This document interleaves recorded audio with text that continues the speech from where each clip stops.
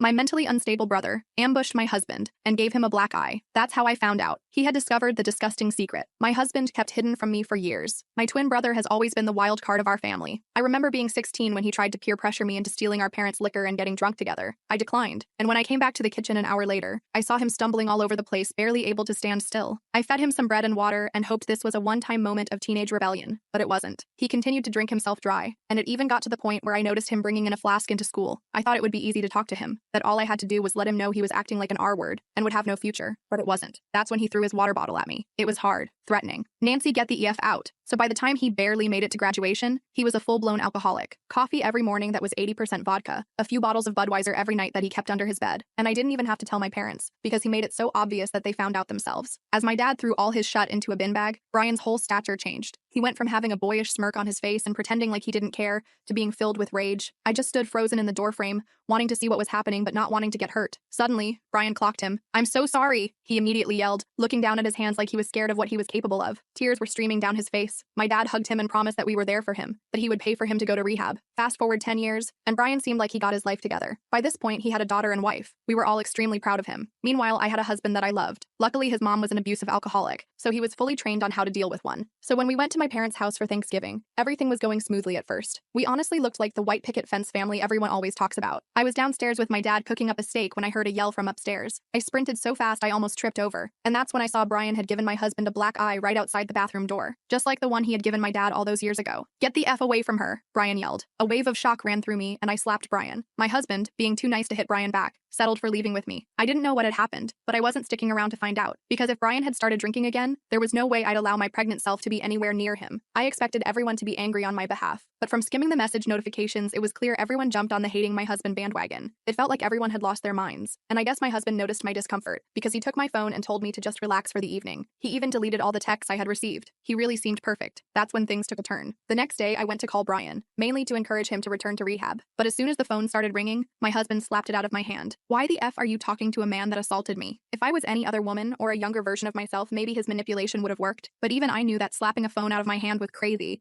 I had every right to talk to my family. "Brian never should have hit you, and I'll never forgive him for it, but I need to make sure he's getting help. I didn't realize I married someone who sides with abusers." He cut me off. I immediately switched my face into a fake moment of realization. "Oh my gosh, I don't know what I was thinking. I'm sorry, baby." He nodded before saying "good girl" and walking away. That's when I got in my car, drove to the park, and called Brian, because now I was more suspicious of my husband than ever. He picked up straight away. "Lauren, I need you to trust me and drive over here right now." His voice was urgent, and I knew that no matter what, Brian would never lay his hands on me, so I drove. When I got there, my dad couldn't even make eye contact with me, and my mom was in his arms, silently sobbing. Brian gently pulled me into the room next door. "Lauren," his tone was rarely ever serious, so I knew this was bad. "I want your husband dead." His voice was cold, unforgiving. I narrowed my eyes at him and started debating whether I should slap him again, until he finally spit out an explanation that made me want him dead too. When he was outside the bathroom door, my daughter was inside. "I saw it, Lauren." His hands were in his pants. He was kneeling down to the peephole with a smile on his face that I never want to see again. I swallowed the bile that rose in my throat. I couldn't believe what I was hearing. My first reaction was pure disbelief. Mark? My husband? The man I was having a baby with? No way. But the look on Brian's face was deadly serious. I'd seen him hammered. I'd seen him angry, but I'd never seen him like this, cold and calculated. "Are you absolutely sure?" I asked, my voice barely above a whisper. "Maybe you misunderstood what you saw." Brian shook his head firmly. "I know what I saw, Lauren. I wish I didn't, but I do." I sat down on the couch, feeling like my legs might give out. My mom came in and sat beside me, putting her arm around my shoulders. She didn't say anything, just held me. My dad stayed in the doorway, his face ashen. "What do we do?" I finally asked. "Don't confront him," Brian said immediately. "Not yet. We need to be smart about this." I nodded slowly, trying to process everything. Part of me wanted to call Mark right away and scream at him, demand answers, but another part of me was terrified of what might happen if I did. I was pregnant with his child. I was vulnerable. "I need to go home and think," I said, standing up. "He'll get suspicious if I'm gone too long." My mom squeezed my hand. "You don't have to go back there, honey." But I knew I did. I needed to figure out if what Brian said was true, and if it was, I needed to protect myself and my baby. I drove home in a daze, rehearsing how I would act normal around Mark. When I got home, he was waiting for me in the living room, pacing back and forth. "Where were you?" he demanded. "Just driving around." I lied. I needed to clear my head after everything that happened. He seemed to accept this, but I noticed how his eyes followed me as I moved around the house. Had they always done that? Had I just never noticed before? That night, I couldn't sleep. I lay awake watching Mark's chest rise rise and fall, wondering who this man really was. The next morning, I called in sick to work. As soon as Mark left for his job, I started searching through our house. I didn't know what I was looking for exactly, but I knew I needed to find something. I checked his desk drawers first, then moved to his closet. Nothing seemed out of place. Then I remembered his laptop. Mark always kept it password protected, claiming it had sensitive work documents. I'd never questioned it before. I tried a few passwords I thought he might use. Nothing worked. I was about to give up when I remembered the flash drive he always kept on his keychain. He'd told me it was a backup for work, but maybe it had something else on it. I found his spare keys and removed the flash drive. When I plugged it into my own laptop, my hands were shaking so badly I could barely use the mouse. The drive opened to reveal a folder labeled Work Backups. Inside were dozens of subfolders with dates. I clicked on the most recent one. What I saw made me run to the bathroom and throw up. Pictures. So many pictures. Not just of Brian's daughter, but other children too. Neighborhood kids, kids from the park, all taken without anyone knowing. Some through windows, some at public places. None of them were naked, thank God, but they were clearly taken by someone with bad intentions. I closed the laptop and sat on the bathroom floor, crying. Brian was right. My husband was a monster, and I was carrying his child. I called Brian immediately. I found something, I said, my voice breaking. You were right. I'm coming over, he said without hesitation. 20 minutes later, Brian was at my house. I showed him what I'd found on the flash drive. His face hardened as he scrolled through the images. We need to go to the police, he said. I nodded, but then froze as I heard the garage door opening. Mark was home early. I panicked and quickly closed the laptop. Brian grabbed the flash drive and shoved it in his pocket just as Mark walked through the door. I tried to look normal, but my heart was pounding so hard I thought it might burst out of my chest. My hands were trembling, and I could feel beads of sweat forming on my forehead despite the cool air conditioning. What are you doing here? Mark asked Brian, his voice cold and sharp like a blade of ice. Brian stood up, putting himself between Mark and me, his shoulders tensed, a protective barrier I'd come to rely on more than I ever expected. Just checking on my sister. After what happened, I wanted to make sure she was okay. Mark's eyes narrowed, dark and calculating. The warmth that had once made me fall in love with him was completely absent now. You should leave, he said, each word deliberate and threatening. I was just going, Brian said. He gave me a meaningful look, one that carried the weight of our terrible discovery. Call me later, sis. After Brian left, Mark turned to me, his gaze scrutinizing every inch of my face. Why was he really here? I forced a smile, hoping he couldn't hear the thundering of my heart. Like he said, just checking on me. I wasn't feeling well this morning. I placed a protective hand over my slightly swollen belly, using my pregnancy as a shield. Mark seemed to buy it, but I noticed how he scanned the room, like he was checking if anything was out of place. His eyes lingered on the laptop for a second too long. He walked over to his desk and opened the drawer where he usually kept his keys. My heart skipped a hit. Have you seen my spare keys? He asked casually, though there was an undercurrent of suspicion in his voice. No, I lied, the word bitter on my tongue. Maybe check the kitchen? He nodded and went to look. I quickly texted Brian. He knows something's up. What do we do now? Brian replied immediately. Don't confront him. Act normal. We need more evidence before going to the police. More evidence? What we had was already damning. The images on that flash drive had made me physically ill. Children. So many children. In situations no child should ever be in. But I understood what Brian meant. We needed to be careful. Mark was smart, and if he suspected I knew anything, who knows what he might do. For the next few days, I played the role of the perfect wife. I cooked Mark's favorite meals, laughed at his jokes, and pretended everything was normal. I wore makeup to hide the dark circles under my eyes from sleepless nights. I made excuses about pregnancy fatigue when he wanted intimacy. But inside, I was dying. Every time he touched me, I had to fight the urge to recoil. Every time he talked about the baby, I felt sick thinking about what kind of father he would be. Meanwhile, Brian was busy gathering information. He called me when Mark was at work to update me. He'd spoken to some of our neighbors, asking casual questions about Mark. One mom, Jessica, mentioned that Mark had offered to babysit her 8-year-old daughter several times, which she thought was odd but nice. Another neighbor, Ryan, said Mark often volunteered to take photos at neighborhood events where kids were present. Ryan had even commented once that Mark seemed to focus his camera more on the children than the adults. We need to check his computer, Ryan said, his voice tight with urgency. The flash drive is probably just the tip of the iceberg. But Mark never left his laptop unattended. He took it to work with him every day, and when he was home, it was either with him or locked in his office. I needed to find a way to get access. I considered drugging his evening whiskey but feared what might happen if he caught me. My opportunity came a week later. Mark got a call from his boss asking him to come in on Saturday for an emergency meeting. He was annoyed but couldn't say no. As soon as he left, I called Brian, my fingers shaking as I dialed. He's gone for at least 3 hours, I said, but his office is locked and I don't have a key. I'll be right over, Brian replied, determination evident in his voice. When Brian arrived, he brought a small toolkit with him. His eyes were serious, focused. I learned a few things in my wild days, he explained as he worked on the office door lock. It took him about 10 minutes, but he got it open. Mark's office was meticulously organized, almost obsessively so. Every pen aligned, every paper stacked perfectly. His laptop was gone. He'd taken it with him. But there was a desktop computer that I rarely saw him use. It was password protected too. Let me try something, Brian said, sitting down at the desk. He tried a few common passwords before looking up at me. What's your anniversary date? I told him, and he typed it in. Nothing. Then he tried my birthday. Still nothing. What about the baby's due date? He suggested. I gave him the date, and to my surprise, the computer unlocked. My heart sank. Even his password was about accessing children. The thought made bile rise in my throat. Brian started searching through the files while I kept watch at the window, terrified Mark might come home early. The sky outside was gray and threatening rain, matching my mood. What Brian found made my blood run cold. Hidden folders with more pictures, some even worse than what was on the flash drive. There were also chat logs where Mark had been talking to other men with the same interests. They shared tips on how to gain trust, how to get access to children. Reading over Brian's shoulder, I had to rush to the bathroom to throw up. We need to copy all of this, Brian said, plugging in a portable hard drive he'd brought with him. His face was ashen, his jaw clenched tight. While the files were copying, I searched through Mark's desk drawers. In the back of the bottom drawer, I found a small notebook bound in black leather. Inside were names and addresses of families with young children, including some from our neighborhood. Next to some names were stars or check marks. Jessica's daughter had 3 stars. I showed it to Brian, who looked like he might be sick. Lauren, we need to go to the police with this, he said. Today. I nodded, but then froze as I heard a car door slam outside. I ran to the window and saw Mark walking up the driveway, his stride purposeful. The meeting must have ended early. He's back, I whispered urgently, panic clawing at my chest. Brian quickly unplugged the hard drive.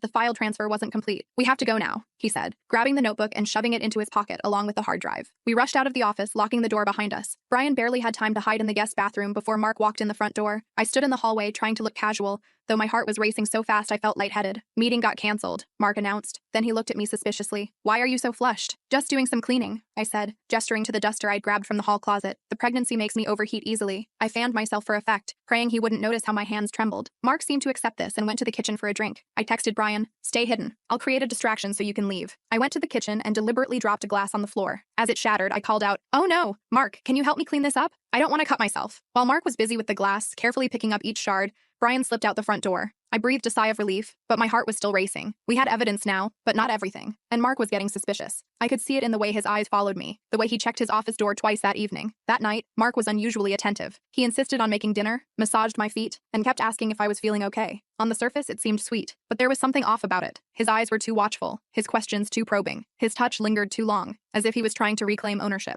When we went to bed, I pretended to fall asleep quickly, but I lay awake for hours, listening to Mark's breathing, wondering if he knew what Brian and I had discovered. The moonlight cast eerie shadows across our bedroom, making ordinary objects look sinister. Around 2 a.m., I felt him get out of bed. Through barely open eyes, I watched him go to his office. He was in there for almost an hour before coming back to bed. I remained perfectly still as he slid under the covers, afraid that even the slightest movement would give me away. The next morning, I checked my phone and found a text from Brian. Meet me at the park at 10. Bring anything important you need. I knew what he meant. It was time for me to leave Mark. I waited until Mark went to shower, then quickly packed a small bag with essentials, clothes, toiletries, important documents, and the ultrasound picture I kept in my nightstand drawer. I also grabbed my grandmother's ring that Mark didn't know about, something I could sell if I needed money. I hid the bag in my car while Mark was getting dressed. I'm going to the grocery store, I told him casually as I grabbed my purse. Need anything specific? He shook his head, but I noticed how his eyes followed me as I grabbed my purse and keys. Don't be too long, he said. It sounded like a warning, not a request. I drove to the park where Brian was waiting with our parents. My mom hugged me tightly, her familiar perfume momentarily comforting me. My dad, usually stoic, had tears in his eyes. He and Brian stood guard, watching for any sign of Mark. We have enough to go to the police, Brian said, showing me the hard drive and notebook. But it's not complete. There's more on his laptop and probably online accounts we don't have access to.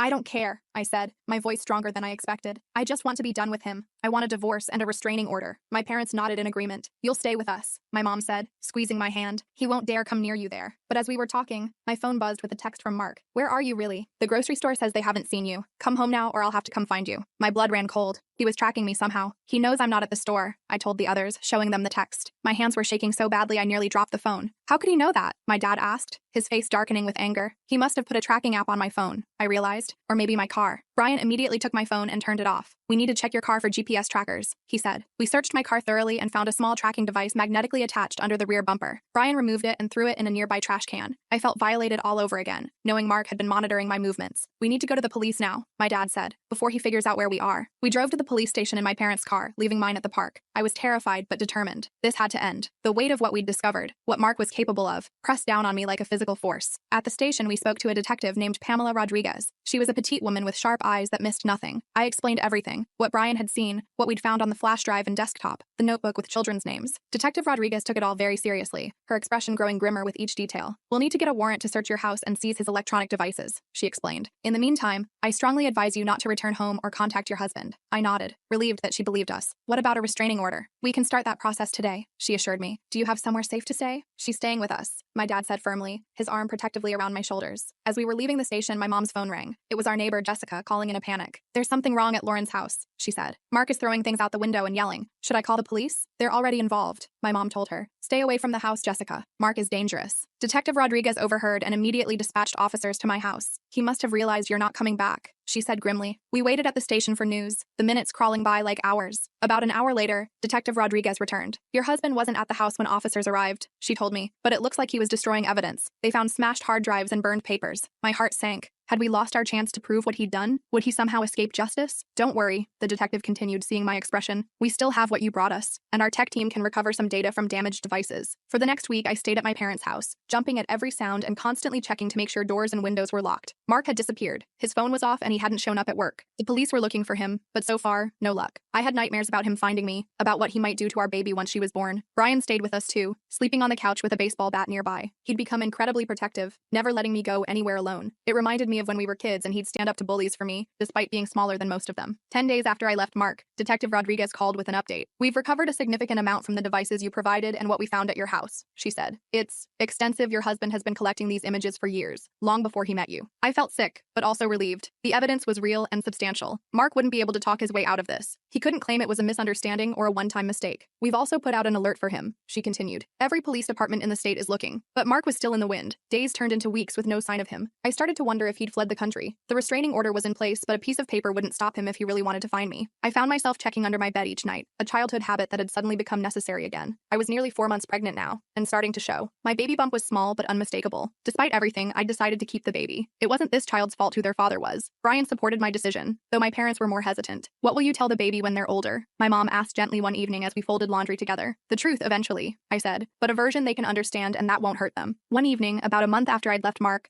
I was helping my mom with dinner when the doorbell rang. Brian went to answer it, baseball bat in hand. I heard voices, then Brian called for me. At the door was Ryan, our neighbor from across the street. His normally cheerful face was drawn with concern. I think I saw Mark, he said without preamble. He was sitting in a car down the block from your house. When I walked toward him to check, he drove away. My heart started racing. When was this? About an hour ago, Ryan said. I called the police, but by the time they got there, he was gone. We thanked Ryan for the warning and immediately called Detective Rodriguez. She promised to increase patrols in our neighborhood and reminded us not to approach Mark if we saw him. That night, none of us slept well. Every noise made me jump. The house settling, the wind in the trees, a car passing by. Around 3 a.m., I got up to use the bathroom and noticed a light on downstairs. I found Brian sitting at the kitchen table staring at his phone. Can't sleep? I asked, sitting across from him. He shook his head. I keep thinking about what I'd do if I saw Mark right now. Don't, I said firmly. He's not worth throwing your life away for. Brian looked up at me, his eyes tired but determined. I'd do anything to protect you and that baby, Lauren. Anything. The next day, I had a doctor's appointment for an ultrasound. Brian insisted on coming with me, along with my mom. We were extra cautious, checking for anyone following us and parking close to the entrance. The appointment went well. The baby was healthy, growing right on schedule, and we even found out I was having a girl. Despite everything, I felt a moment of pure joy seeing my daughter on the screen, her tiny hands and feet, the flutter of her heart. It was miraculous. My mom cried, and even Brian got a bit misty-eyed. As we were leaving the hospital, I spotted a familiar car in the parking lot. My heart stopped. That's Mark's car, I whispered to Brian, pointing discreetly. Brian immediately put himself between me and the car, while my mom called Detective Rodriguez. Get back inside, Brian urged, guiding us toward the hospital entrance. But before we could reach it, Mark stepped out from behind a column. He looked terrible, unshaven, clothes rumpled, eyes wild with a desperate intensity that frightened me. Lauren, he called out. I just want to talk. Stay back, Brian warned, stepping forward. The police are on their way. Mark ignored him, his eyes fixed on me. You've ruined everything, he said, his voice eerily calm. I lost my job, my reputation, all because you couldn't mind your own business. You ruined everything yourself, I replied, finding courage I didn't know I had. What you did, what you were going to do, it's unforgivable. Mark's face twisted with anger. You have no idea what I'm capable of, he threatened, taking a step toward us. Brian moved forward to block him. Neither do you, he said coldly. For a tense moment, they stared each other down. Then we heard sirens in the distance. Mark's eyes darted around, calculating. With one last venomous look at me, he turned and ran toward his car. Let him go, I told Brian, who looked ready to chase after him. The police will find him. And they did. Mark only made it about 5 miles before a police roadblock stopped him. He was arrested without incident, though Detective Rodriguez told me later that they found a knife and rope in his car. I tried not to think about what he might have been planning. In the weeks that followed, more evidence came to light. The police found that Mark had been part of an online network of men who shared similar interests. Some of his friends were also arrested. The case against him was airtight. I filed for divorce immediately,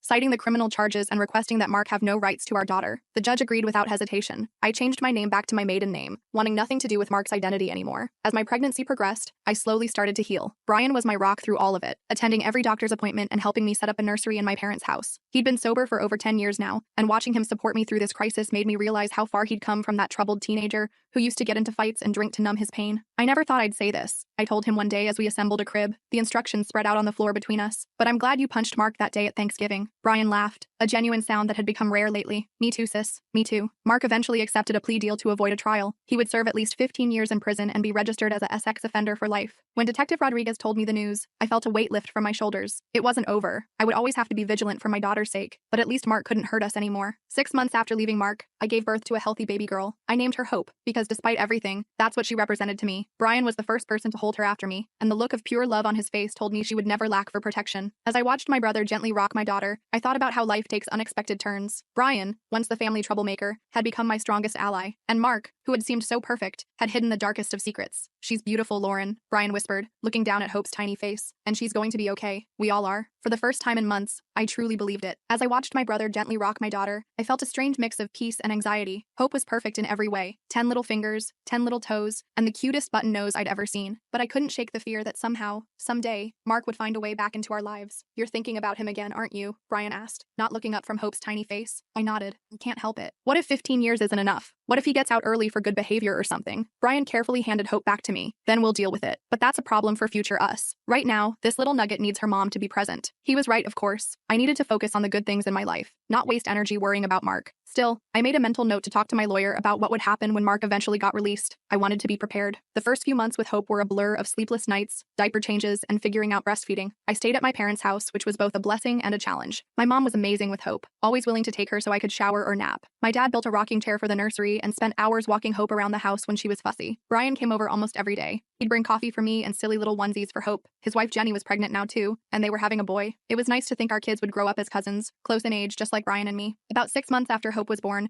I started looking for my own place. As much as I appreciated my parents, I needed some independence. Brian helped me find a small 2-bedroom house just a few blocks from my parents. It needed some work, but the price was right and the neighborhood was safe. "You sure you want to do this?" Brian asked as we painted the living room a soft yellow. "Mom and Dad love having you there." "I know," I said, carefully edging around the window trim, "but I need to stand on my own 2 feet. Plus, I think Dad's about to lose his mind if he has to watch one more episode of that baby show Hope likes." Brian laughed. "Fair enough. But I'm installing security cameras before you move in. Non-negotiable." I didn't argue. The truth was, I wanted those cameras. Even though Mark was locked up tight, I still sometimes woke up in the middle of the night, heart racing, convinced I'd heard someone trying to get in. My therapist called it hypervigilance, a normal response to trauma. Knowing the house was secure would help me sleep better. The day I moved in, my whole family showed up to help. My dad and Brian handled the furniture while my mom organized the kitchen. Jenny set up Hope's nursery, arranging stuffed animals and hanging the mobile Brian had bought. By evening, the place actually felt like home. That night, after everyone left and Hope was asleep in her crib, I sat on my new couch and looked around. For the first time in over a year, I felt like I was moving forward instead of just reacting to the next crisis. I still had bad days when I'd remember something about Mark and wonder how I could have been so blind, but those days were getting less frequent. A few weeks after moving in, I got a call from Detective Rodriguez. My heart immediately started racing. Had Mark somehow escaped? Was he coming for us? "Don't worry, he's still locked up tight," she said, seeming to read my mind. "I'm actually calling about something else. We found some additional evidence on one of Mark's cloud accounts. There are some files I think you should know about." I met her at the police station the next day. My mom watched Hope so I could focus on whatever Rodriguez needed to show me. I wasn't prepared for what she had. "These are files Mark kept about you," she explained, sliding a folder across the table. "It appears he was planning your relationship from the beginning." I opened the folder with shaking hands. Inside were printouts of social media posts I'd made years ago, before I even met Mark. There were notes about my likes and dislikes, my schedule, even a list of my friends. It was like reading a stalker's handbook, except the stalker had become my husband. "He targeted me?" I asked, though I already knew the answer. Rodriguez nodded. "It looks that way. He created a profile of you, figured out where you'd be likely to meet someone, and then orchestrated what seemed like a chance encounter." I thought back to how Mark and I met, at a coffee shop I frequented. He'd bumped into me, spilling my drink, and insisted on buying me a new one. It had seemed so random, so romantic. Now I knew it was calculated. "Why are you showing me this?" I asked, closing the folder. I couldn't bear to look at it anymore. "2 reasons, Rodriguez said. "First, it strengthens our case if he ever appeals his sentence. Second, I thought you deserved to know the truth. This wasn't your fault, Lauren. You couldn't have known." I nodded, but the knowledge still stung. I'd been chosen, studied, and manipulated by a predator, and I'd fallen for it completely. When I told Brian about the files, he was furious. "That sick bastard," he muttered, pacing around my kitchen. I should have hit him harder when I had the chance. "It wouldn't have changed anything," I said, watching Hope play with her toys on the floor. "And you might have ended up in jail instead of him." Brian stopped pacing and sat down next to me. "You know what's messed up? Part of me is glad this happened." I stared at him. "What?" "Not the Mark being a monster part," he clarified quickly. "But if you hadn't married him, you wouldn't have Hope, and she's pretty awesome." I looked at my daughter, happily banging blocks together on the floor. Brian was right. As terrible as the situation with Mark had been, it had given me hope, and I couldn't regret that. As Hope's first birthday approached, I started feeling more like myself again. I'd gone back to work part-time at the accounting firm where I'd been before my pregnancy. My boss was understanding about my situation and let me work flexible hours. I'd even gone on a couple of casual dates, though nothing serious. I wasn't ready for that yet. The birthday party was small, just family and a couple of friends. Hope was more interested in the wrapping paper than the presents, of course. She'd started walking a few weeks earlier and spent the party toddling from person to person, showing off her new skill. After cake and presents, when Hope was napping and most of the guests had left, Brian pulled me aside. "I've got something for you," he said, handing me a small box. Inside was a key. "What's this for?" I asked. "It's a key to our new cabin," he explained. Jenny and I bought that place up at Lake Meredith. It needs work, but it's got potential. I thought maybe you and Hope could come up sometimes. Get away from everything. I hugged him tight. That sounds perfect. Thank you. The cabin became our weekend retreat. Hope loved playing in the shallow water at the lake's edge, and I loved the peace and quiet. Brian and Jenny came up most weekends too, especially after their son Ethan was born. Watching Hope and Ethan play together, I felt like we were building something good out of all the bad that had happened. About 2 years after Hope was born, I got another call from Detective Rodriguez. This time she had news that made my blood run cold. Mark's been communicating with someone on the outside, she told me. We intercepted some letters. He's been asking about you and Hope. My hand tightened on the phone. Who's he writing to? A former coworker named Douglas. We've already brought him in for questioning. He claims he was just being friendly, but we found evidence he's been driving by your parents' house. I immediately called Brian, who came right over. We decided I'd stay at his place for a few days while the police investigated further. I packed a bag for Hope and myself, hands shaking the whole time. Douglas turned out to be more pathetic than dangerous. He'd idolized Mark at work and couldn't believe the charges against him. Mark had manipulated him, just like he'd manipulated me. The police gave Douglas a stern warning and put him under surveillance. He never came near us again, but the incident shook me. I realized I'd been living in a false sense of security. Mark might be in prison, but he was still trying to reach out, still trying to control my life. I couldn't let that happen. I met with my lawyer the next day and filed for a permanent restraining order that would prevent Mark from contacting me or Hope in any way. No letters, no phone calls, nothing. The judge granted it immediately. I also legally changed Hope's last name to match mine, removing the last trace of Mark from our lives. These steps helped, but I still felt unsettled. What if Mark found someone else to do his dirty work? What if he got out someday and came looking for us? Brian suggested we take a more drastic step. Move, he said simply. Not just to a new house, but to a new state, somewhere Mark wouldn't think to look. The idea was terrifying, but also liberating. A fresh start, somewhere without memories of Mark around every corner, somewhere Hope could grow up without the shadow of her father's crimes hanging over her. I spent weeks researching options. I needed somewhere with good schools, affordable housing, and job opportunities in my field. I also wanted to be near water. The weekends at the lake had shown me how much Hope and I both loved it. Finally, I settled on a small city in Oregon. It was far from Texas, had a growing economy, and was close to both mountains and the ocean. Best of all, no one there knew our story. We could just be Lauren and Hope, not the wife and daughter of a convicted predator. Telling my parents was hard. My mom cried and my dad got very quiet, which was his way of showing he was upset. But they understood. They even offered to come visit for extended periods, especially during the winter when Oregon would be a nice break from Texas heat. Brian was supportive, but sad. I always thought our kids would grow up together, he said as we packed up my house. They still can, I assured him. We'll visit often, and you guys can come see us. Plus, there's video calls. The day we left was bittersweet. My car was packed with everything Hope and I would need until the moving truck arrived with the rest of our stuff. My family gathered in the driveway for goodbyes. My mom hugged me tight. Call when you get there, no matter what time it is. My dad pressed something into my hand, a new pepper spray for my keychain, just in case, he said gruffly. Brian was the last to say goodbye. He hugged me, then knelt down to Hope's level. You take care of your mom, okay, Squirt? He said, his voice rough with emotion. Hope nodded solemnly. At 3, she didn't really understand what was happening, but she knew it was important. I will, Uncle Brian. As we drove away, I watched my family get smaller in the rearview mirror. I felt a pang of doubt. Was I doing the right thing? But then I looked at Hope, happily playing with her stuffed bunny in her car seat, and knew the answer was yes. The drive to Oregon took several days. We stopped at silly tourist attractions along the way, took pictures at state lines, and stayed in hotels with swimming pools. It felt like an adventure rather than an escape. Our new house was small but perfect, a blue cottage with a fenced yard and a view of mountains in the distance. The neighbors brought over cookies to welcome us, and Hope quickly made friends with the kids next door. I found a job at a local accounting firm, and Hope started preschool. We settled into a routine that felt normal, even happy. I still had security cameras installed and checked the locks twice every night, but those habits felt like prudent caution rather than paralyzing fear. 3 years after our move, I met someone. His name was Joseph, and he was Hope's soccer coach. He was patient and kind, never pushing for more than I was ready to give. When I finally told him about Mark, he listened without judgment, then simply said, "Thank you for trusting me with that." We took things slowly, very slowly. It was almost a year before I let him meet Hope as anything other than her coach. Another 6 months before I let him stay the night. But Joseph never complained. He understood why trust was so difficult for me. On Hope's 7th birthday, Joseph proposed. Not to me, both of us. He got down on one knee in our living room and asked Hope if it would be okay if he married her mom and became her dad. Hope, who had grown to adore him, launched herself into his arms with an enthusiastic yes. Then he turned to me with the ring. I said yes too. We got married in a small ceremony by the ocean. Brian was Joseph's best man, and Hope was my maid of honor. My parents beamed from the front row. As we said our vows, I felt the last pieces of my heart that Mark had damaged finally heal. Life isn't perfect. I still have nightmares sometimes. I still worry about the day Mark will be released, even though it's years away. But those fears no longer control me. I've built a life that's strong enough to withstand them. Hope knows a simplified version of the truth about her biological father, that he did bad things and had to go to prison. Someday, when she's older, I'll tell her more. But for now, she's just a normal kid with friends and hobbies and a stepdad who adores her. As for Brian and me, we're closer than ever despite the distance. We talk almost every day, and our families spend holidays together, alternating between Oregon and Texas. His son Ethan and Hope are thick as thieves, just like Brian and I were at their age. Sometimes I think about how differently things might have turned out if Brian hadn't seen Mark that day at Thanksgiving, if he hadn't trusted his instincts, if he hadn't been brave enough to tell me the truth. I might still be with Mark, unaware of the monster hiding behind his perfect husband facade. Hope might have grown up in danger. Instead, we're safe, we're happy, we're free, and that's worth everything we went through to get here.